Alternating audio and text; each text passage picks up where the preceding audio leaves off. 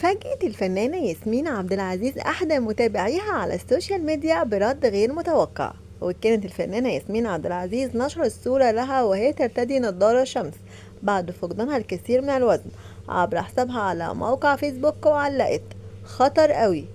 إلا إن أحد المتابعين علق وكتب: بحبك، لترد عليه ياسمين بصورة كوميدية لها. أما من جانب شقيقها، فعلق شقيقها وائل عبد العزيز عبر حسابه الشخصي بموقع فيسبوك وكتب: بس يا بابا. ويذكر إن آخر مشاركات الفنانة ياسمين عبد العزيز كان مسلسل ضرب نار، وشاركها البطولة طليقها الفنان أحمد العوضي، وعرض ضمن موسم دراما رمضان 2023. ياسمين عبد العزيز هي ممثلة مصرية من مواليد عام 1979، وتخرجت ياسمين عبد العزيز من الأكاديمية الحديثة، وبدأت مسيرتها الفن وهي طفلة صاحبة ال5 سنوات، حيث شاركت في العديد من الإعلانات التجارية، إلى أن احترفت الإعلانات لتصبح صاحبة أجمل وجه وابتسامة في إعلانات مصر. ودخلت ياسمين عبد العزيز مجال الفن أول مرة في مسلسل امرأة من زمن الحب مع الفنانة سميرة أحمد، وقدمت دور هايدي، وبعدها شاركت في مسرحية كده أوكي، ومن هنا بدأت مشوارها الفني.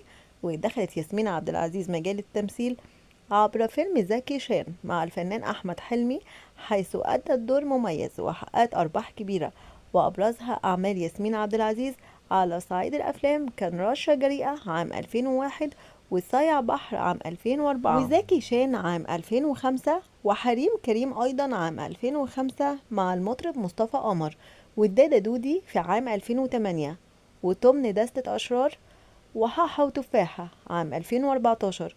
وشاركت في فيلم جوازة ميري مع كريم محمود عبد العزيز وحسن الرداد.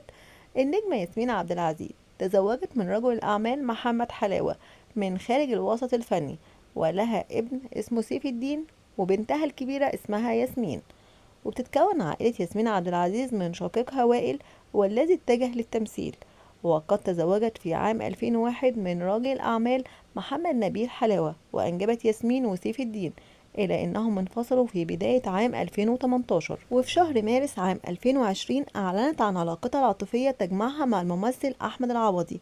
في مايو 2020 أعلنت زواجها منه، وفي شهر 1 2024 أعلنت طلاقها منه.